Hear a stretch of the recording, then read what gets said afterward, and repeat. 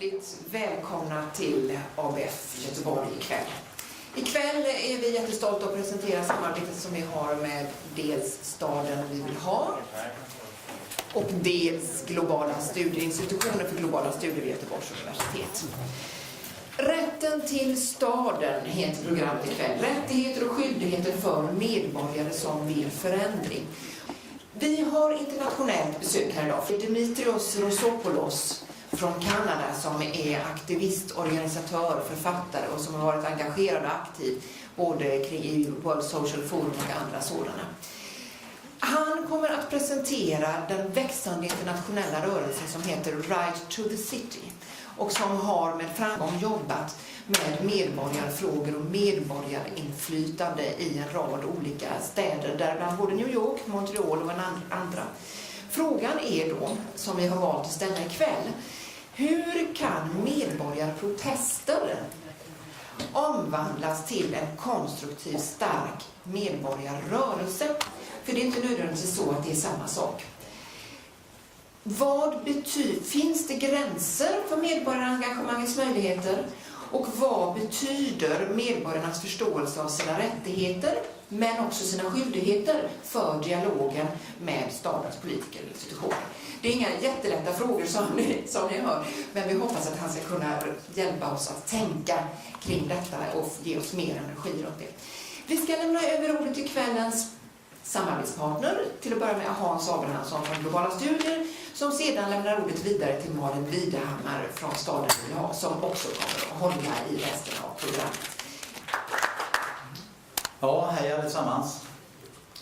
Kul att vi har letat oss hit. Jag heter alltså Hans Abrahamsson och jag jobbar på Globala Studier på Göteborgs universitet. Jag kanske bara ska säga några ord om varför den här diskussionen som vi ska ha är speciellt viktig för oss ikväll. Det har inte liksom bara med valet att göra, men valet är ett utslag av ett problem tycker jag som har präglat så väldigt många städer i Sverige. Och det är att städer håller på att glidas under, glidas från varandra, delas upp i olika områden. De som har tillgång till makten, de som har tillgång till ekonomiska resurser och de som får allt sämre. Vi ser detta när det gäller inkomstfördelning, vi ser det när det gäller också hur hälsan utvecklas i olika stadsdelar.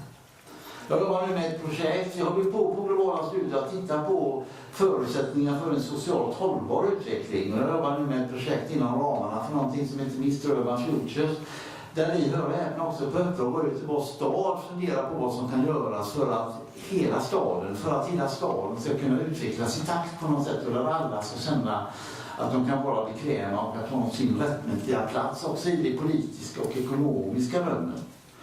Och vi har just nu på att fundera mycket på hur man kan öka medborgardelaktighet och medborgardeltagande. Och i den diskussionen så är Dimitrios arbete högst väsentligt för oss. Han representerar en rörelse som heter Right to the City som konkret har visat på hur man kan jobba på lokal nivå. Och då är det speciellt kul för oss inom den akademiska världen att se en sån rörelse som Staden vi vill ha växa fram. För Staden vi vill ha hänger ju med i samma typ av den globala rättviserörelsen och ställer samma frågor då med utgångspunkt från Göteborg. Så att vi ser väldigt mycket fram emot den här diskussionen och Dimitrios har varit runt här, vi exploaterar honom hårt va. Så att han har varit runt här på ett antal möten och just försökt att berätta för oss hur kan medborgarinflytandet öka och hur ser det politiska manöverutrymmet ut. Jag vill liksom uppmana oss alla till att verkligen tänka efter. Hur kan vi göra för att engagera oss och pressa stadens politiska ledning till en utveckling som är liksom värd namnet för oss göteborgare på något sätt. En utveckling som enar staden och som gör att vi alla får vår rätta plats. Så jag hoppas att vi får en kul diskussion ikväll. Hej! My name is Malin Widehammar and yes, I'm part of Staden we vill ha, the city we want, citizen initiative, an organization.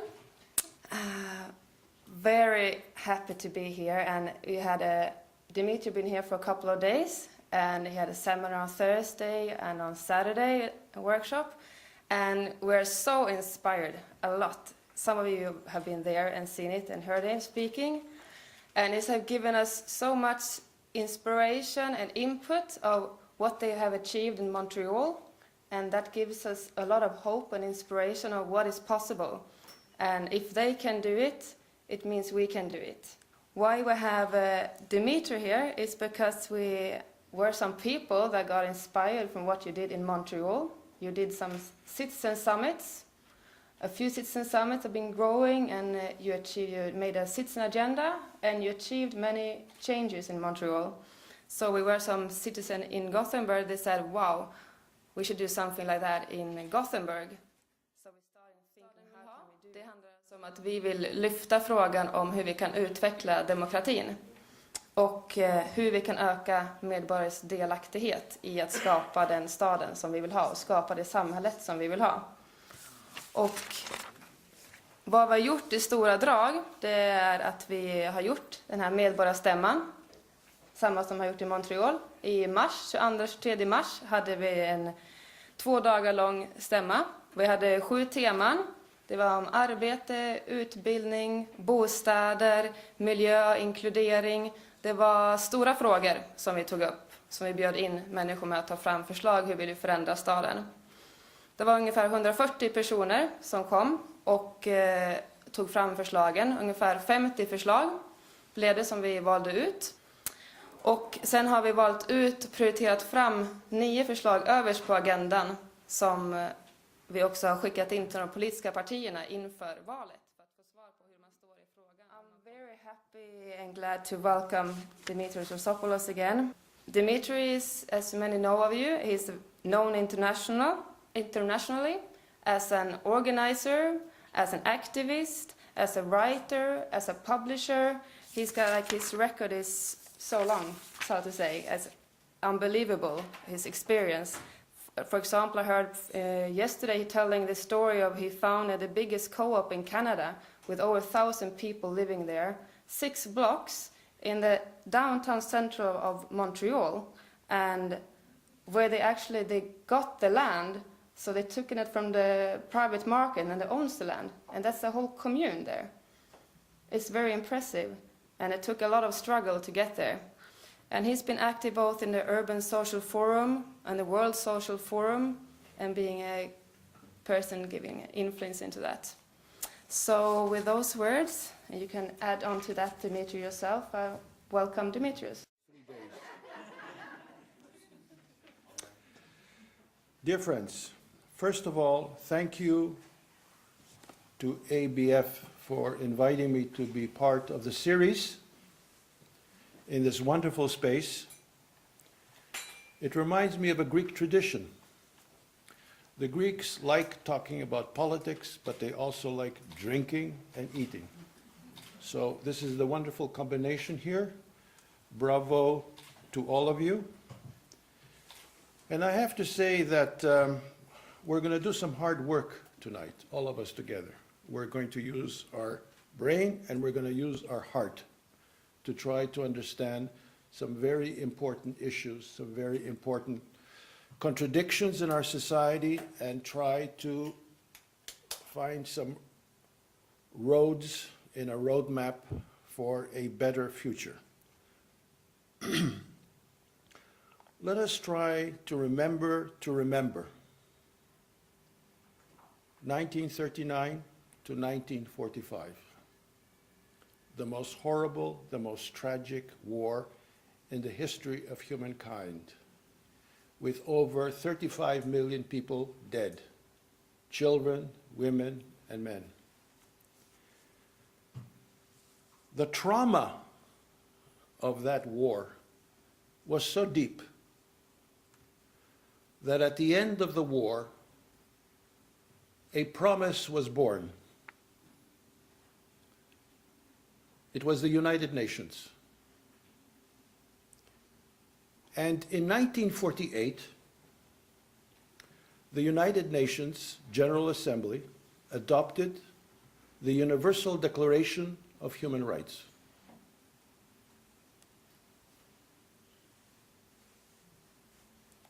That declaration was a moral document, not a legal document.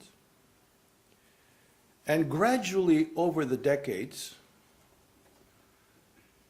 the idea of human rights began spreading throughout the planet.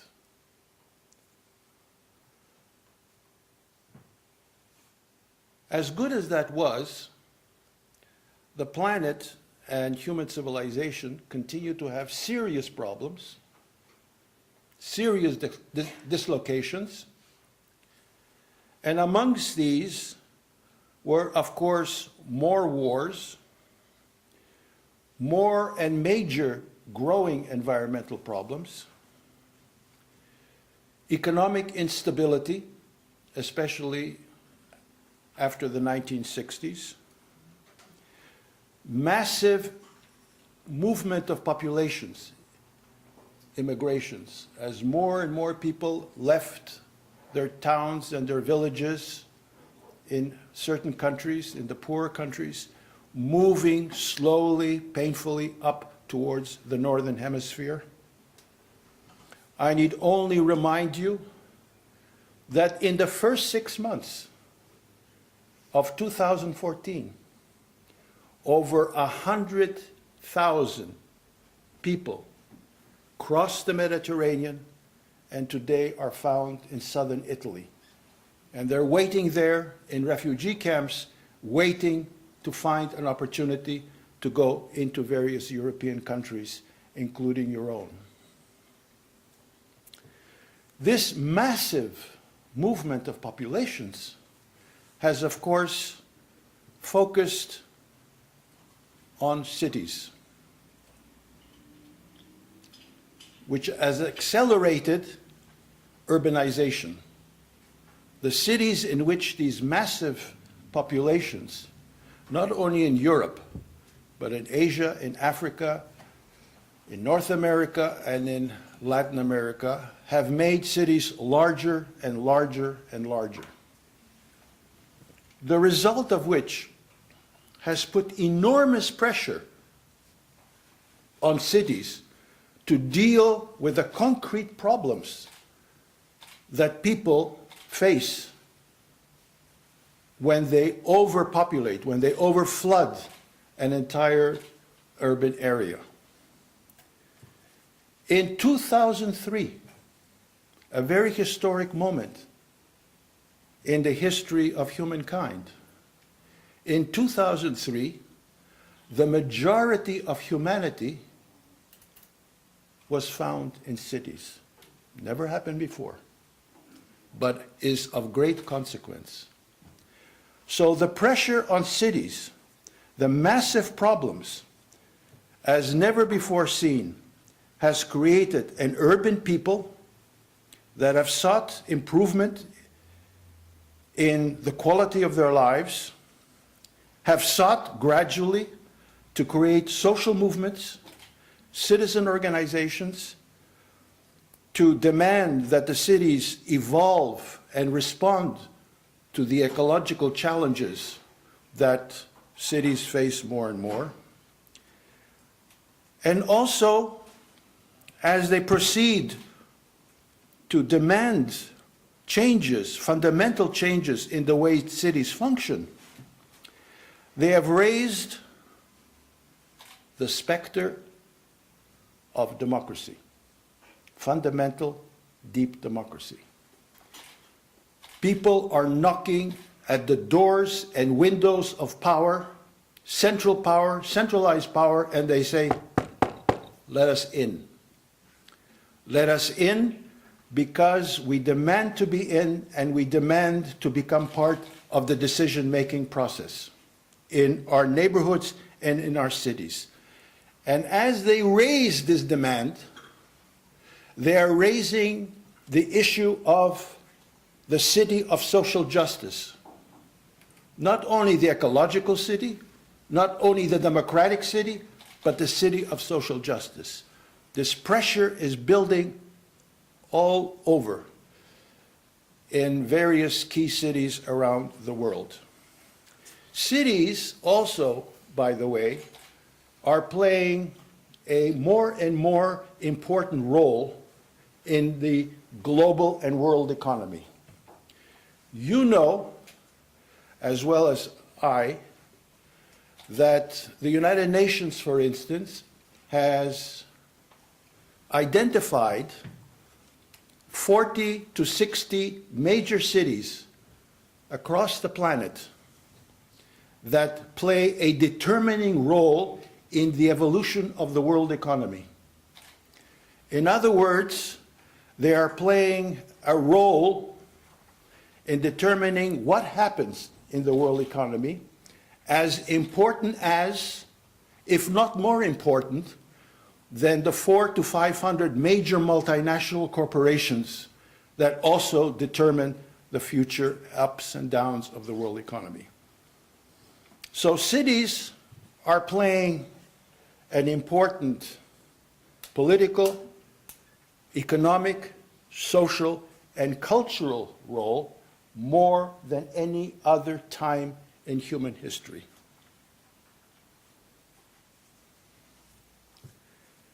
So, 1948, the Universal Declaration of Human Rights, signed by national politicians on the part of Sweden and Canada and the United States and Japan and all the other nation states that were members of the General Assembly.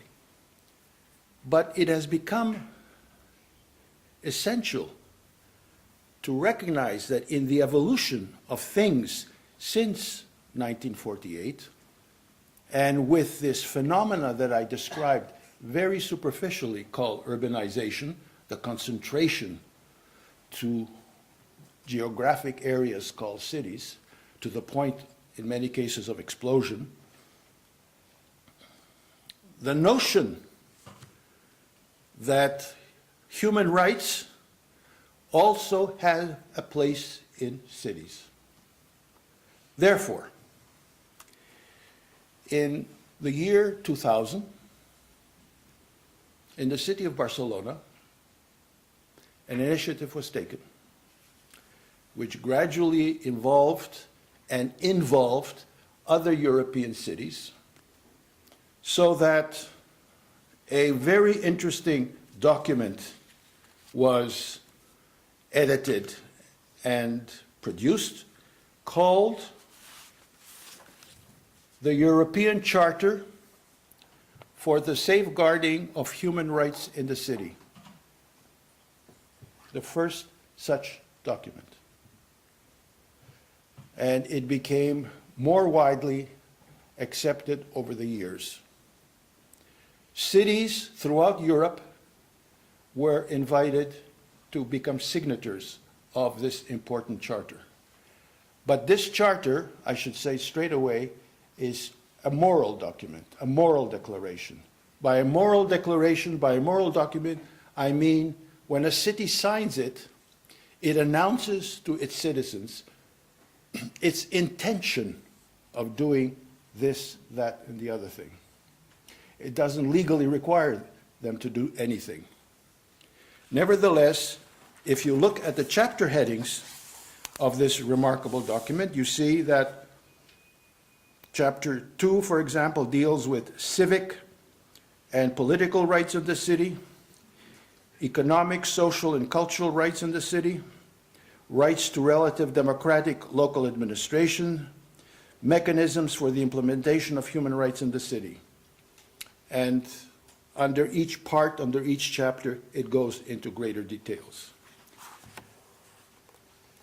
I want to bring to your attention something that you would be particularly interested in, I'm sure, Part 3, which deals with economic, social, and cultural rights.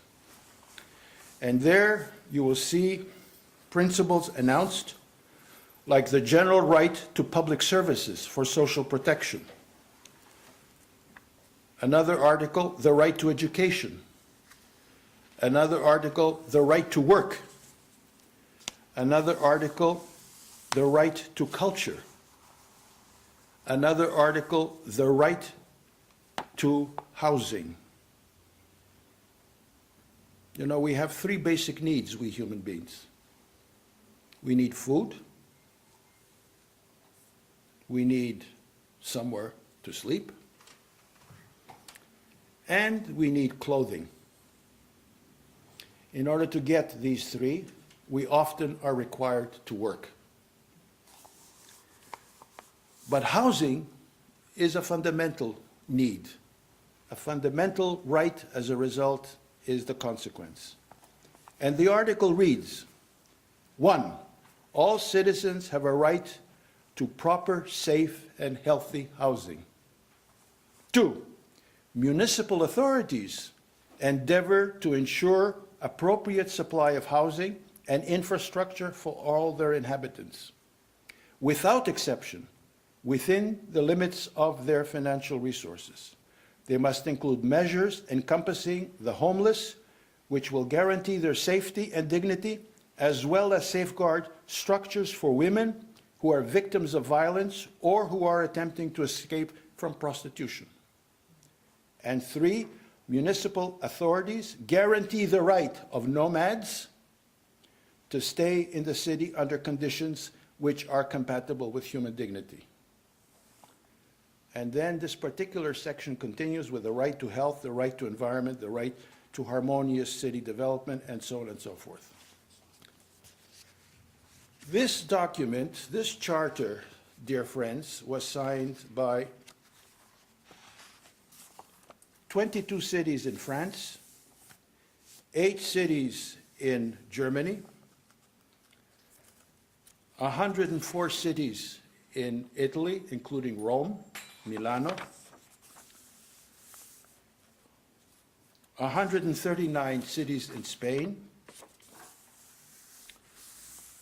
But when I get to Sweden, only Stockholm has signed this European Charter. Only Stockholm has signed this charter. Shame on Gothenburg.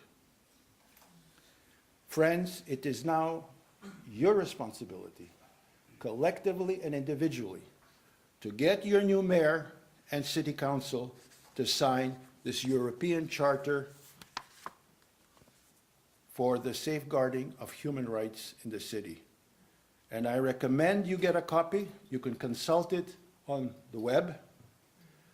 I recommend you get copies and you tear it up in little pieces, put it in the morning porridge of all the city councilors of your city council, and get them to eat it and get them to adopt it. Please do that as soon as you can. But it is a moral document. Now we get to the teeth of the proposition. In my city, Montreal, a city of almost 2 million people, a city that in the greater area is almost 3 million people, we succeeded as a citizen initiative, namely coming from the grassroots up, to work over a 4-year period in a task force on municipal democracy to promote the idea of rights and responsibilities as part of this international movement, the right to the city, which I will get into a little later. This document, and you will see, you'll have wonderful, colorful photocopies to pick up somewhere around here. And the reason why we're doing this is because here is the website for you to see the entire document. And you can see the entire document in English, in French, in Spanish, in Portuguese, in Chinese, in Arabic, even in Greek. Because this document, which took us 4 years to write and to discuss with city councilors, with civil servants, with lawyers, so on and so forth, was finally adopted by our city council in 2006. And don't get a heart attack when I say this. Please don't get a heart attack. But it was actually adopted unanimously by our city council. Don't ask me how that happened. It took a lot of hard work, but it happened. But it is a legal document, not a moral declaration. By that I mean that it has become part of the charter, the constitution of the city of Montreal. To change this charter, it takes a 2/3 majority. It is a legal document that deals with democracy. It deals with economic and social rights. It deals with the environment. It deals with cultural life, leisure, physical and sports activities, sustainable development, and so on and so forth. It is well worth reading. It is well worth reading. And I'm going to draw your attention to part 2. My favorite part is part 1, which deals with democracy. But tonight, I decided to sacrifice myself and to draw your attention to part 2, which is economic and social life. Because, why do I do that? Because of the nature of this forum, but also because all Charter of Rights, generally, including the United Nations Declaration of Human Rights, do not deal with economic rights. And the reason why these other charters do not deal with economic rights is because the state does not want to commit itself. The politicians do not want to commit themselves to dollars and cents to deal with certain specific issues. They want to have the absolute and divine prerogative to decide that themselves in their cabinet, their council of ministers, and the majorities that they have over their legislatures. But in the case of our city council, in the case of our charter, we have a chapter, an important chapter, on economic and social life. The essence of a Charter of Rights is this, and this is particularly illustrated in this example. It is a clearly written document in lucid language, crystal clear language. So even the most television drugged person can read it. It is a lucid document which explains the responsibility of the civic authorities, of the city government, the responsibilities it publicly acknowledges towards you and me as citizens. It admits publicly its responsibilities to you and me. This is quite unusual in political life. Usually, governments hide behind a political theology, an obscurantism, laws that only theologians or political theologians can understand. But this is not the case here. So in very clear languages, the City of Montreal says, citizens have economic and social rights and participate with the government of Montreal in a joint effort to ensure the continued enjoyment of such rights. They take part in this effort through actions consistent with the commitments stated in this chapter. Commitments, Article 18, to foster the enjoyment by citizens of their economic and social rights. Montreal is committed to A, taking appropriate measures to ensure that housing meets public health and safety standards with regard to the health and safety of tenants, and to provide relocation services when a building or dwelling must be closed or vacated. B, taking the appropriate measures with the support of its partners to provide homeless people with temporary and secure shelter as quickly as possible should such persons have expressed the need. C, taking into account in the implementation of housing measures the need of vulnerable people, and particularly individuals and families with low and modest income. D, maintaining with the support of government partners assistance measures for vulnerable persons to foster their access to appropriate and affordable housing. E, promoting citizen involvement in their respective communities in order to improve overall economic and social conditions. So with this article, they're establishing a partnership with you and me to deal with economic development and the development of the best social conditions. Taking appropriate measures with the support of partners, you and me, to prevent and fight poverty and social exclusion. F, providing its citizens with access to quality drinking water in sufficient quantities. And G, ensuring that no citizen is denied access to drinking water for economic reasons. These two last articles means that in Montreal, it is impossible to privatize water. It is impossible to privatize water. And you know, and I do know, that many cities in Europe have these private interests, like crocodiles, waiting to take over the water supply of a city, And some of them have backfired. I know in France, for example, it has backfired so seriously that the public domain had to come back in to put them under municipal administration. In Montreal, it's not even debatable, the privatization of water. So here you have, in a number of articles, a commitment by the City of Montreal to respect and implement my right and your right to housing. The document also has a very important conclusion, which is quite lengthy and is called the responsibility of citizens. Because what you take, you also have to give back.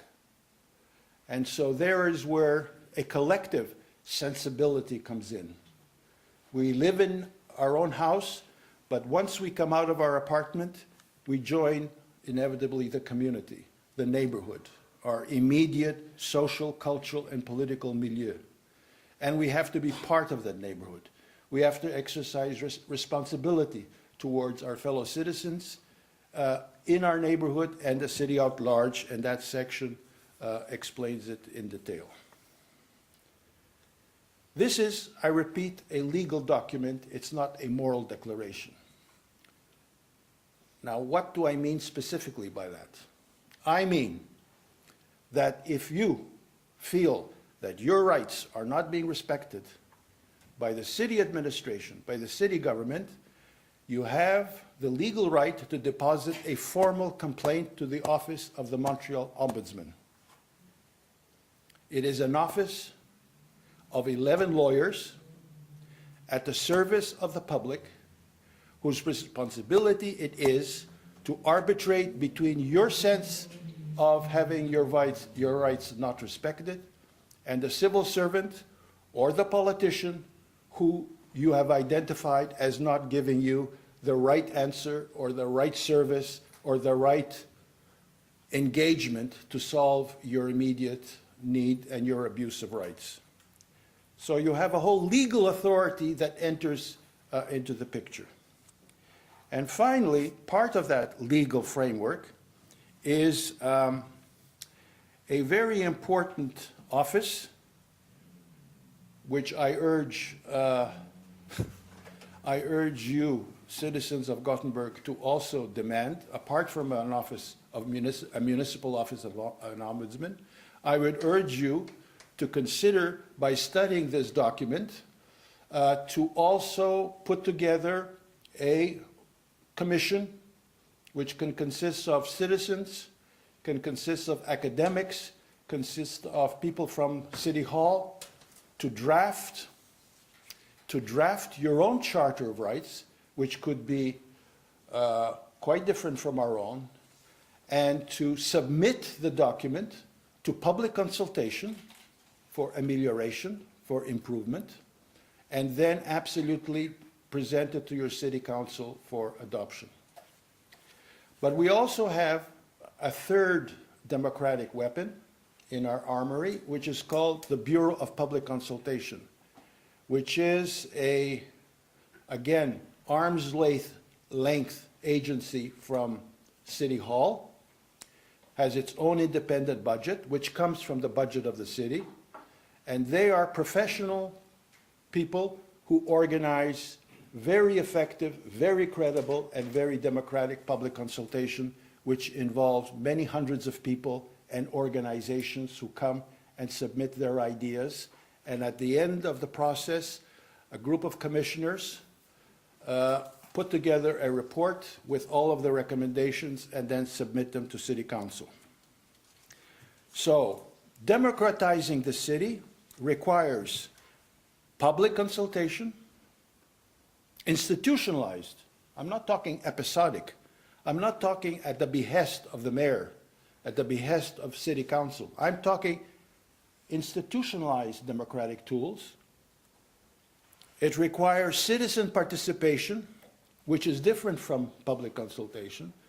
Citizen participation means that you also have the right to engage in the decision-making process. You know, the divine right of kings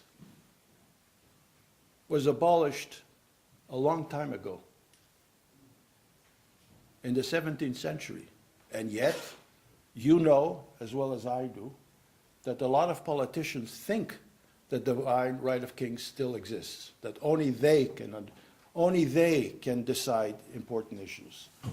Well, the world is changing, and the world is changing rapidly, and therefore they have to admit sooner or later that they cannot do these things alone, if to do them at all. One of the interesting innovations which may inspire you is that in my city, every city council is preceded by a question period by citizens. An hour and a half, sometimes 2 hours. Any citizen can go to City Council, and during the first hour and a half to 2 hours, she can pose any question whatsoever to the mayor or any city councillor. If you want to pose a question to the person responsible for sustainable development, if there is such a creature, you are free to do so. And you get a reply that is recorded, a reply that is made public. So that is important. And in addition, what civil society has to press for is a breach in the dike of centralized power by demanding that there is a partnership between civil society, social movements on the one hand, and City Council on the other. Friends, they cannot administer the city by themselves. They cannot administer the city by themselves. They need our experience as citizens, they need our expertise as citizens in order to have an ongoing discussion as to what are the best public policies. And as this partnership evolves with civil servants, with the politicians, with civil society organizations, eventually we enter the terrain of economic democracy. And by economic democracy, I mean in this instance, the institution of the participatory budget. The participatory budget was started in a southern Brazilian city, Porto Alegre, where in 2001 the first World Social Forum was held.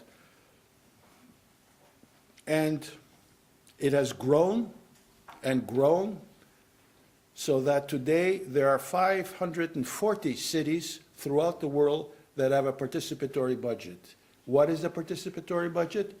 It gives the opportunity of citizens like you and me to follow the whole process of the development of the municipal budget, the discussion of what economic priorities that municipal budget should have. After all, it's, you know, the money that comes out of our pockets. So we have a right to determine what the economic priorities are.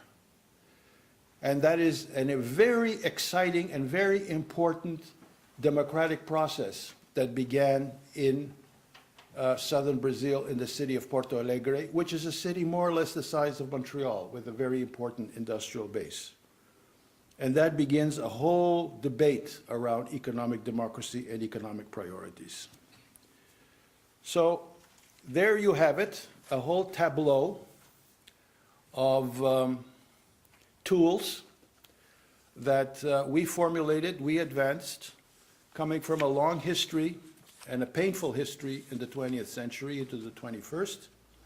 And let me conclude by drawing your attention to another very important article in the Montreal Charter of Rights and Responsibilities.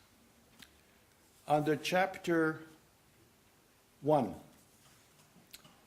chapter on democracy, my favorite chapter, Article 16H, the right to citizen initiative.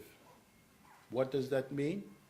That means if you or I want a public discussion on public transportation, on air pollution, on noise pollution, whatever the question is, whatever the hard question is, we can initiate a process whereby we sign a certain number of names on a petition, and the politicians are then obliged to have a formal, transparent, and democratic public consultation on the question. And the recommendations after that public consultation are then deposited with City Council. 2 years ago, in the movement called food sovereignty, which means it's a movement whereby people in cities, people in urban areas want more and more the capacity to grow their own food. In the case of our cities, in Canada, for example, most of our food comes from California and Florida. Well, can you imagine these enormous multi-ton trucks leaving Californian farms and driving all the way across the continent to deliver food to our supermarkets? Well, people said, that's not a good thing. So we have to find a way in which we can grow more food in our city. And so 2 years ago, a group of citizens undertook to sign a petition on a metropolitan issue, which means an issue that engages the whole city, not just a neighborhood. And in order to do that, they had to collect 15,000 signatures. And you know, collecting a petition of 15,000 signatures is no small feat. Requires a lot of hard work. And yet, these people did exactly that. They went to public squares, public parks, public libraries, municipal buildings. They went on trams, they went on buses. They went set up shops on sidewalks. All over the city, they were collecting signatures. And you know, when you collect a signature person to person, it's not like filling a petition on the internet, you know? You have to discuss the problem with people. You have to convince them that the text of your petition is worthwhile, it's a good idea. So there's a discussion that takes place, an interaction of human beings. And not only did they succeed, but they actually collected not 15,000, they collected 29,800 signatures. That's the enthusiasm that this concept of citizen initiative gave to these people. A really important democratic tool, which you also need in this city. And on that fine note, I thank you very much for your attention. Hade ni någonting? The remarkable thing about the Montreal Charter of Rights and Responsibilities, and I didn't mention that, but I will, thank you for your question, is that you don't have to be a Canadian citizen to enjoy all the rights of the Montreal Charter. So you mean the right to work and the right to study? All the rights are accorded to anybody who is on the territory of the city of Montreal, whether you are a Canadian citizen or not. That's very important. In other words, even if you live in the street, you're a homeless person, you have the same rights as a person who lives in an apartment. So, how do you acquire that? How do you reach that? all rights, all important rights, are acquired through struggle. All important rights, all important democratic rights, are the result of bringing people together, numbers, and struggling with the central power, the central authority. They have to get it through their heads that if they don't accord these fundamental rights to these people, they're going to be in serious trouble.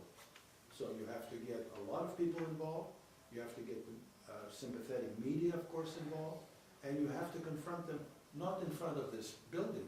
You have to go to City Hall and put the tents right in front and under their noses. There's a big public square in front of City Hall. That's where you should be, not here. Listen to the grassroots. Always keep your ear to the ground. And the earth is moving.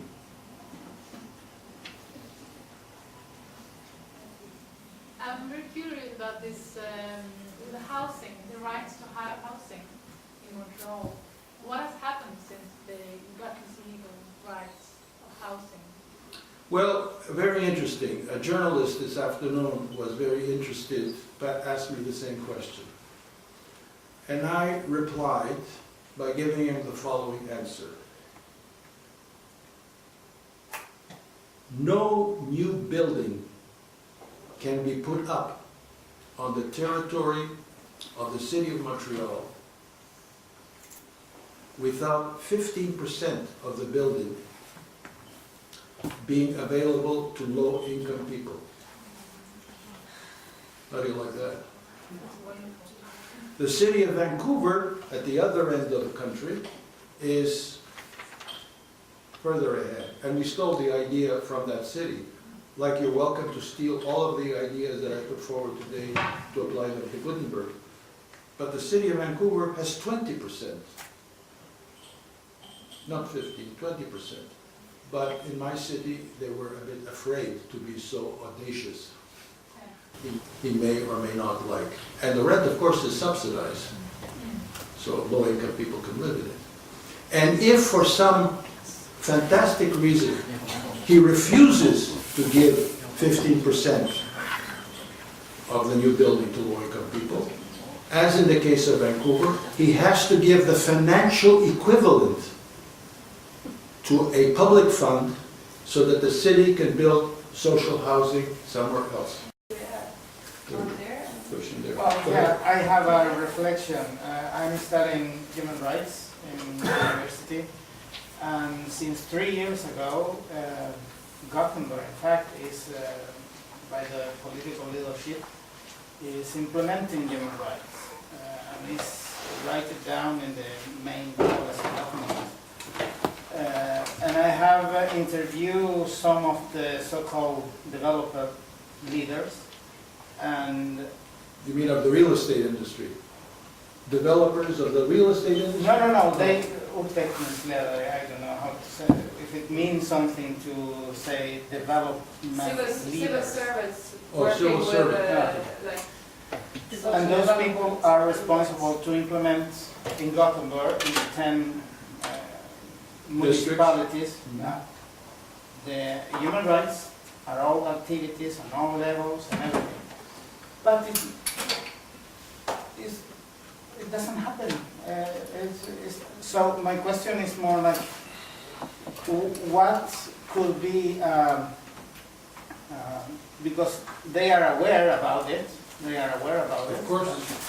but they are not really implementing anything what their own document says to implement. My dear friend, they will not implement it. The politicians will not implement it or talk about it. You have to implement it. You have to demand that they implement it. If you don't demand that they implement it, it's not going to come from above. This is my experience, personal experience, and the experience of the movement in which I work. We're the ones who created this idea. We're the ones. It came from the grassroots. So we are committed to make sure that it is implemented, that it is publicized, and more people know about it. This is why, for example, we had it translated into 7 or 8 different languages in a city that is multi-ethnic. We knew that English or French was not enough. We had to have it translated in all these languages, and many more. We're still working on it. So it is our responsibility to see that it's implemented. Don't sit around waiting for the civil servants to do it for you, or for the politicians. This is a democratic tool that comes from below. So you have to be part of an organization or citizens committee, or you can do it as an individual, to demand that these things are implemented. There are no gifts that are given by any power structure. You have to demand it and you have to get it. I was wondering about the way you in Montreal, the citizens in Montreal are ruling the city and the way they are doing. In comparison with the rest of the Canada, how is there other major cities that are doing the same that you are doing? I mean, if you just take a percentage of the total population of the Canada, how major is the thing that you are doing in comparison with the rest of the Canada?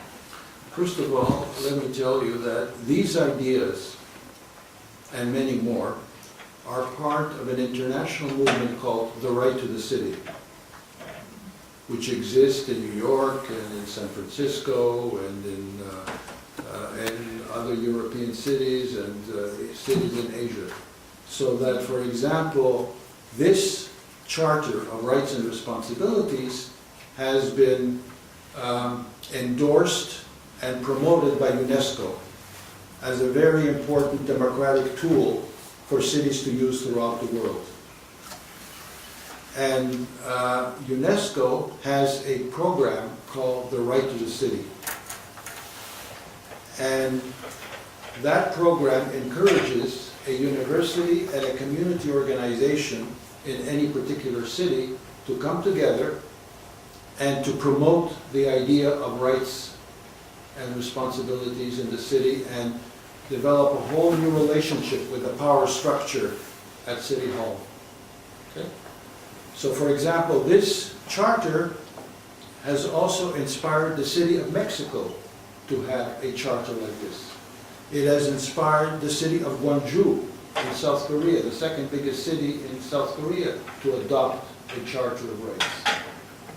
And in 2010, for example, the International Federation of Cities had in Saint-Denis, which is a part of Paris, to have the first World Summit on the Right to the Cities.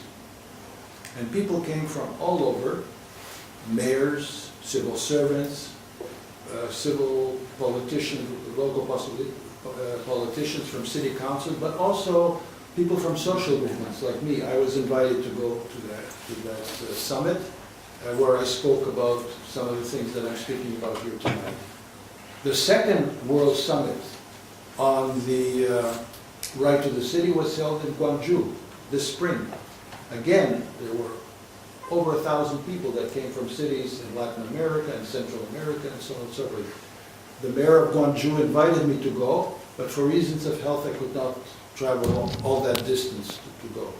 So you have to be aware of the fact that it is part of an international sensibilization which is now promoted by this World Federation of Cities, which is actually called officially the United Cities and Local Governments, who created this, publicized the European Charter. And interestingly enough, two things I will say, that the role and place of cities has become so important on the world scene that this federation now is negotiating with the United Nations to actually get cities to become partners in the decision-making and debate process within the United Nations. Because from the Secretary General of the United Nations down, they have to admit, as they have admitted, that cities do more, for example, to deal with climate change and environmental problems than nation states do. So they have to sit around the table to also take into account cities. I mean, and I mentioned only one important question. You remember, for example, the world-celebrated film, Unconventional Truth, that Al Gore made. You know, it was quite something for Al Gore to conclude his film with the following statement. And this is a former Vice President of the United States, where he said, it is unlikely that nations, states, are going to deal effectively with the environmental crisis. It is more likely that cities will do major progress. I found that quite revealing. I mean, it was like Ed McNamara, who in his film, where he confessed mistakes and crimes with reference to the Vietnam War when he was Secretary of Defense. I mean, it was like a confession, public confession that Al Gore made in this film. So things are changing. And the second thing I would like to say is we happen to have in this audience a very important and remarkable thinker in her own right, who is very much an actor in the Right to the City movement international, and that is Margaret Meyer, who's right there in the third row. Before starting with the halls, we actually created, I was on a study circle, and we read documentation. And to point to the question about critical to citizen democracy is that there's a book from SKL that does investigate this. SKL is like this city and counties. And they start criticizing because they think they are supposed to implement citizen democracy. They think, like you pointed out, they actually think that they are the ones who are going to make it more democratic and they are leading the democratization work. And then they are worrying about how can we get everyone involved. I think that's where the critic comes. It's a bit funny. Yeah. It is funny because, you know, you build your house, you prepare the cuisine, and you open the front door, and you say, come in and have something to eat. Not too much, a little bit. I mean, it's the same kind of metaphor.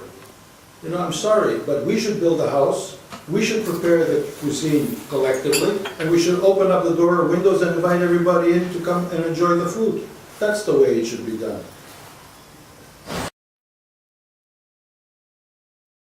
What are you thinking ahead? Oh, I'm not going to give you my secret agenda. Well, I was being playful, but what has happened is the Urban Ecology of Montreal that has pioneered a lot of these ideas and has created a grassroots interest by organizing citizen summits on the city, 5 of them, each bigger than the other one. Now we are ready to tackle the question of economic democracy. Now that we made some progress in the area of political democracy, we want to start putting forward the idea of economic democracy. And there are 2 dimensions to that. One is the participatory budget, which I said earlier, some 540 cities across the world practice different forms of participatory budget, which means that you open up the possibility of ordinary people like you and me deciding on the economic priorities of public funds that are administered by the local government. You know, nothing, absolutely nothing interests people more than how money is spent.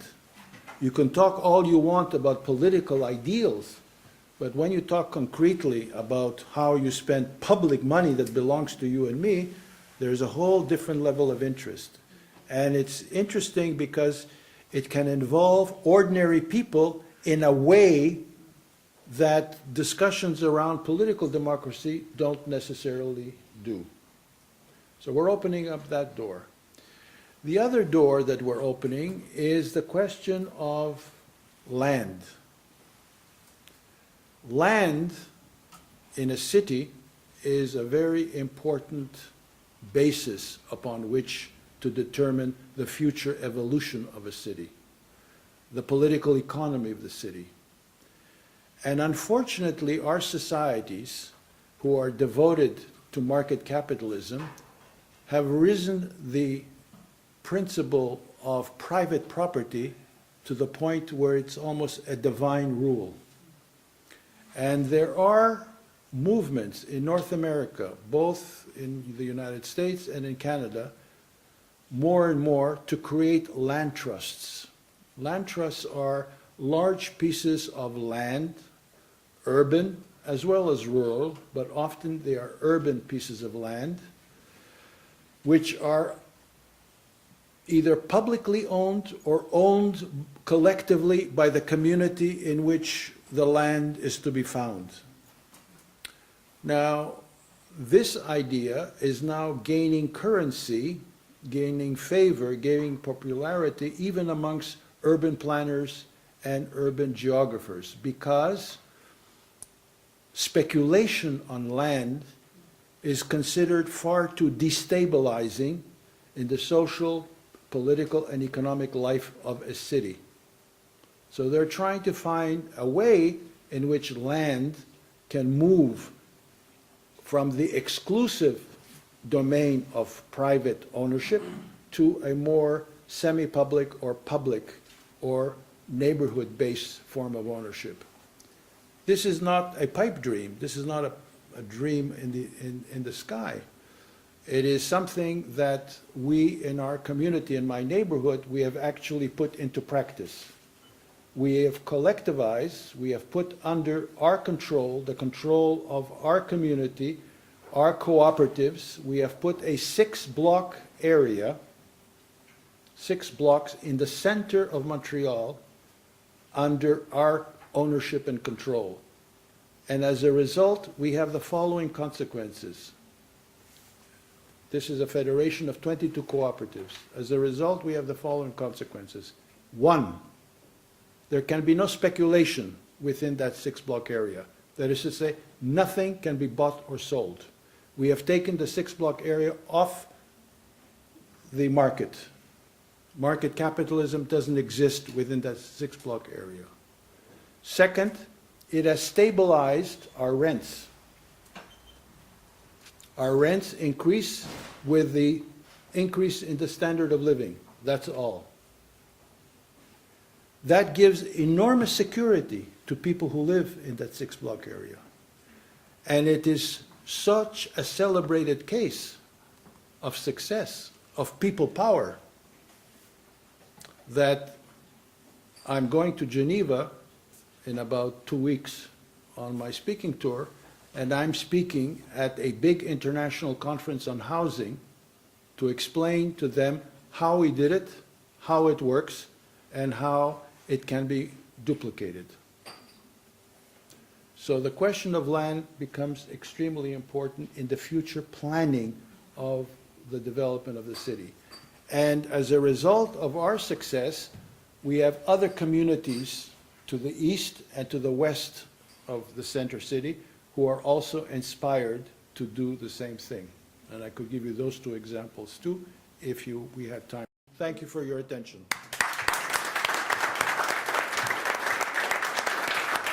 Thank you very much.